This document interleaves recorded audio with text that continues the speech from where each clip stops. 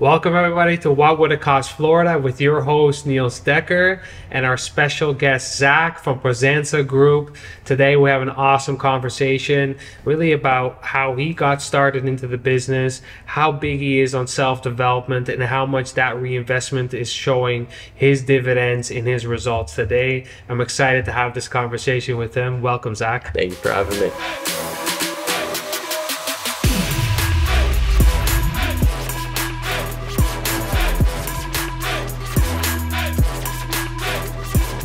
Cool. So tell us a little bit about yourself.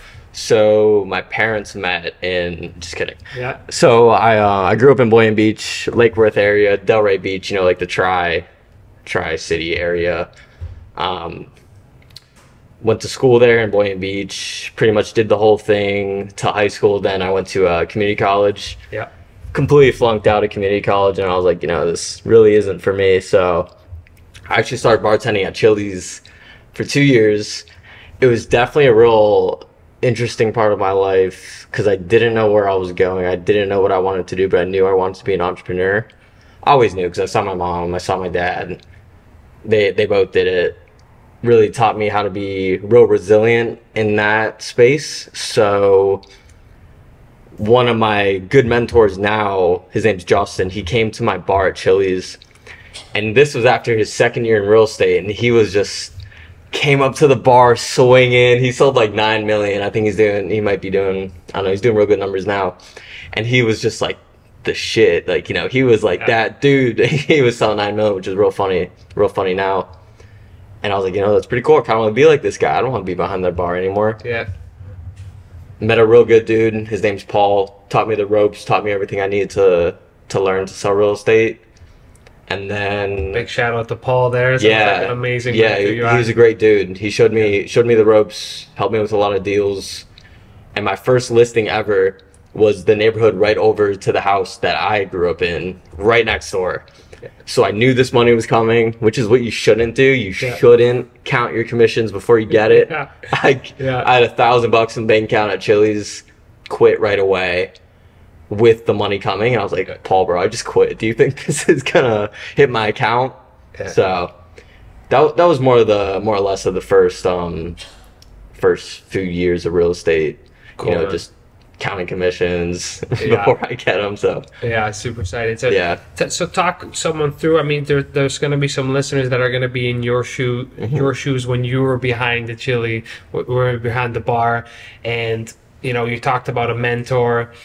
And speak to someone that would like to start today. What would you say to them, or what was some amazing advice that you got from people around you? Right. So the best advice I got from, I forgot who it was because I've had a few coaches, real estate coaches, self-discovery coaches, business coaches. One for me to someone else who's starting from, maybe bartending, wants to be an entrepreneur, get a coach. Absolutely get a coach. Michael Jordan had a coach until he retired. Any good player in sports had a coach. I believe if I can be good at, if I have a coach, then I can be, I'm as good as they are. And if someone's way ahead of me, I learn everything from them. Stick to your mentors and coaches like a sponge. Find the best person, the best real estate agent, the best business coach, and stick to them until you hit that ceiling. And parting ways is a little tough with that. So we parted ways, and then you found another coach, and you found another business person, and always keep those relationships. The relationships is the most important thing, because I still talk to Paul. Paul's a real good friend of mine. Yeah. And we still talk about real estate, talk about life, and it's like, I'm like, I got everything I needed from you. Now let me spread my wings and go this way, which is what I really appreciate.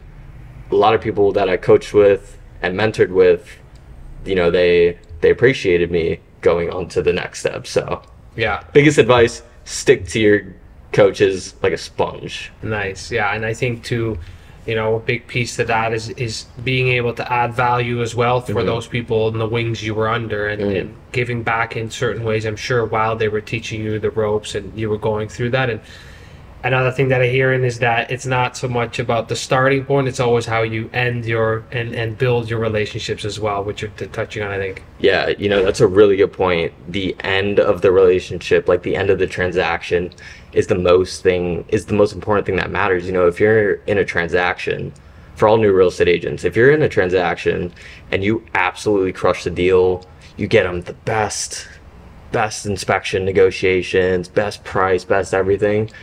And if you drop that ball at the end of the deal and you lose that relationship, they really won't remember what you did during that deal.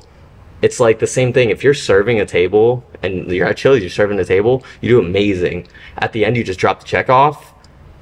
Yeah. That's the last thing that they're going to remember of you. So how much are they going to tip you? They probably won't tip you as much as they did when you gave them the real good service in the beginning of the whole transaction. Yeah. Right? Yeah. And it's cool that you talk about that. It makes me think about, closings and our roots are from Canada, and we're talking about closings.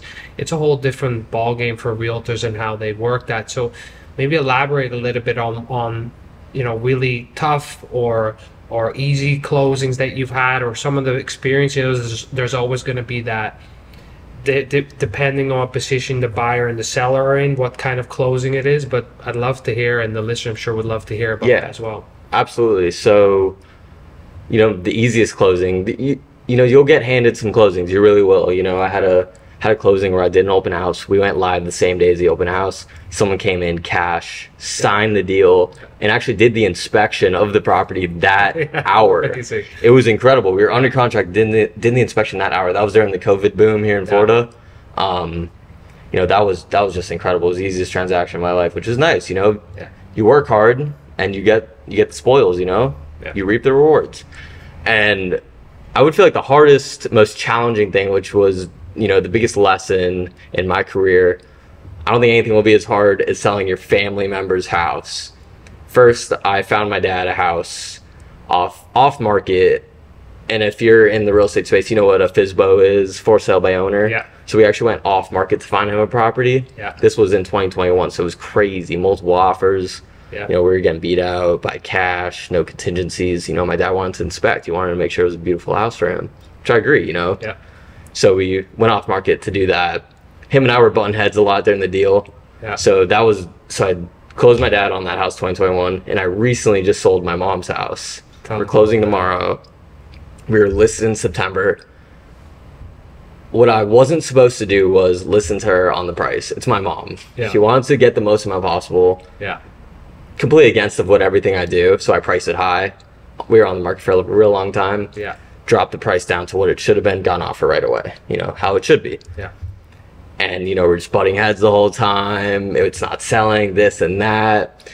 And it really made me think, everything that I've been doing for myself, self-discovery, training with my coaches, and everything was in one deal. So I think it was the biggest lesson was to just, stay present, listen to her, what she needs, and, just be real present with her, Yeah. and really hear what she has to say and, go with it. So, we finally got it sold. So I'm 2 for 2 on mom and dad.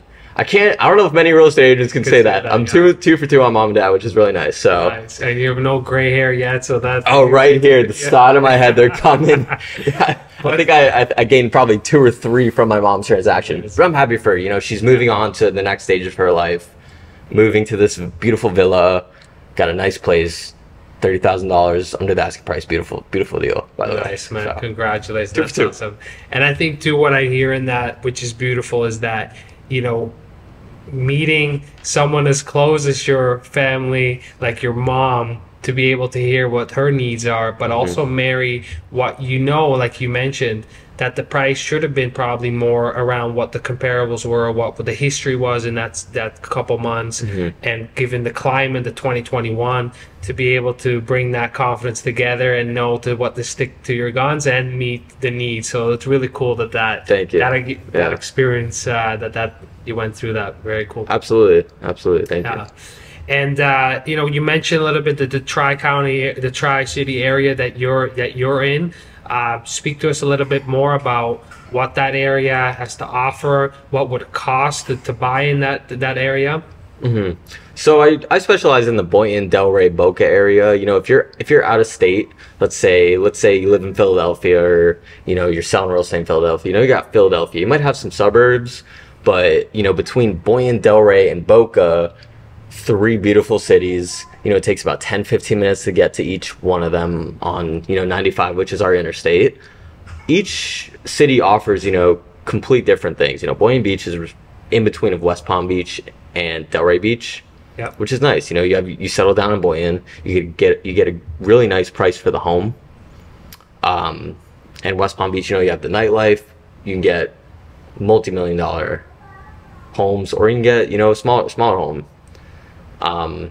And you're in between Delray Beach, which you get the nightlife, you get the beach, all these nice local boutique shops, custom homes in downtown Delray, north and south, lots of development there. So Boynton Beach is like the nice, healthy median of I'm going to live in Boynton, and then I'm going to go drive 10 minutes to Delray Beach, enjoy the nightlife, enjoy what they have going on over there, enjoy the beaches. Although you can go to the beach in Boynton. There's a lot of new development in Boynton. They're really blowing up Delray right now. So you'll go from Delray, then you'll go to Boca. Boca has Town Center Mall, Meisner Park, which is another type of downtown Delray Beach. So each city has their own. Boca's a little slower. Yeah. People love the schools, love what's going on there. Super safe, nice area. Yeah.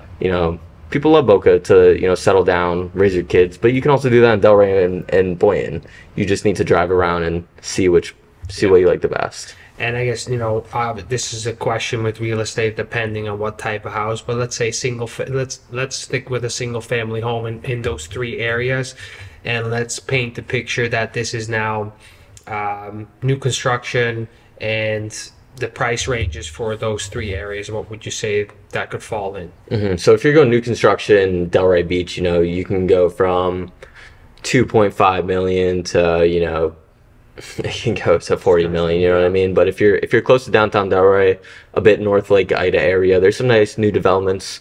I just checked one out the other day, 2.5 million new custom home on the market right now. Yeah.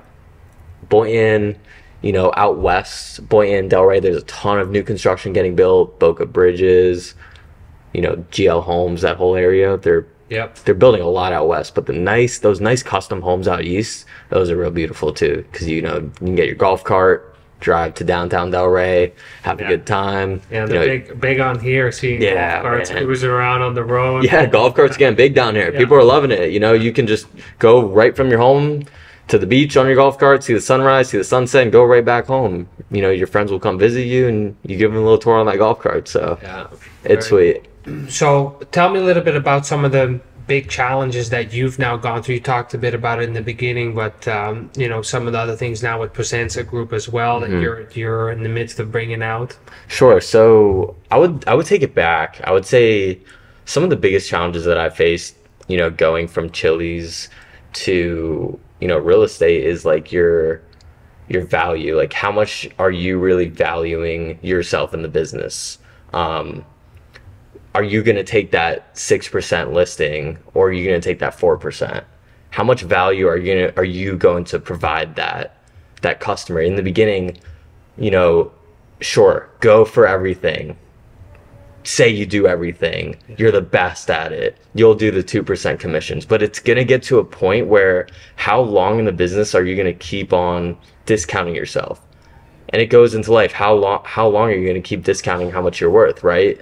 It's pretty much, just how much you value yourself, Yeah. So. And I love too what you're touching on is like, if you're looking at something, the percentage wise, was this a lot of heavy lifting or not? Is that how you're also assessing it with your percentages when you're doing handling a file for someone? Yeah, good point. Yeah. So if you're doing like a 1% listing agreement, which some people do, I did that.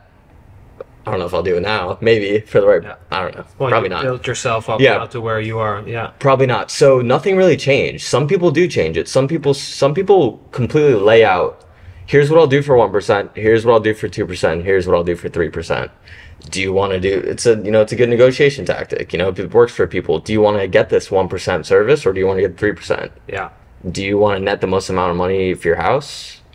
or do you want to, just kind of play around here and go on the 1%? So it all goes back to value. I don't like playing around like that, you know what I mean? 6%, 5% minimum. Yeah. Because I really take a lot of pride in my business, It's my business. I built it like a baby, It's my thing. So if I keep discounting myself, what's going to happen when I'm in the deal with that seller? Yeah. If the buyer wants credit for, an air conditioning, will I just go to my seller right away? Hey, we got to give it to him, discount him, just like how I discounted my commission, just right away, just discount. So. Yeah, and I think what I'm hearing in that too, that's come up in the past and in conversation for us as well, is like what you start saying yes to more and more of it will continue to follow those yeses. So if you're saying yeses to certain areas, more of the same will follow, the referrals, etc. So the world, and what I'm hearing you say is that you really know now, it's gone from a period from where you started to where you are now, that your value you've added has also exponentially grown to where it's just to what you charge and also what you then deliver on from what it sounds like. Yeah, absolutely. Absolutely. Another challenge, when you start young, it's like you have this label that you put on yourself. I'm the youngest realtor, so I don't deserve that $5 million listing. I don't deserve that. I don't deserve first class seats, because I'm in the beginning, right? It's something that I was battling. Like I started when I was 21, 22. I was like, I can't do that. I can't call that guy looking to sell for $5 million. I'm not worth it yet. But like when you really do believe you're worth it, like people feel that energy. Yeah. People really do feel it. If you walk into that listing appointment, like exactly what you're doing. You may not have sold one house, and you walk in that $3 million listing appointment, like you own the place. This is your listing. You're gonna take care of them. At the maximum amount of effort. They're gonna catch on and sign that listing agreement. Yeah. And I love what you say there too, because that ties into knowing that even if you haven't done many transactions, but you have a support team, you're mentioning a lot, you're investing in yourself like crazy, then that naturally brings also a whole different conversation and confidence, a result of it, to be able to go in there and just own it and say, I can deliver on this because I have that support around me. So that's what I'm taking from it too, and it's really cool. Absolutely. The self-development really helps a lot. You see things that you can't see about yourself, because a lot of people know your blind spots. They know what they know, you know what I mean? Yeah. So when when your trainer or coach can expose you things that you don't know, it's like, wow, this is a whole nother level or ceiling that you can just break through, and you bring that into your business, bring that into your next relationship, and it's it's really a beautiful thing. It really is. Yeah, it's so cool to hear that, and I think for the listeners, it's always awesome to hear how someone with your trade and your craft that is putting that energy back into it. And I think that also naturally backs up when someone says, I can deliver for you, because they're reinvesting it themselves. So really cool to hear that, man. Yeah, thank you. I was a person that would invest into, a nice pair of shoes before I would invest into myself. But then you kind of realize you're your biggest investment. The foods you eat, the content that you're looking on Instagram, scrolling, everything that you're looking at is an investment. Are you investing in the bad things, or are you investing in good things? And then, what's going to happen in your life is the direct reflection of that. Yeah, big time. So cool, man. A lot of cool nuggets in this conversation. Yeah, definitely. Thank you for that. And for the listeners at home, thank you for tuning in. This was What Would It Cost Florida. Until the next one.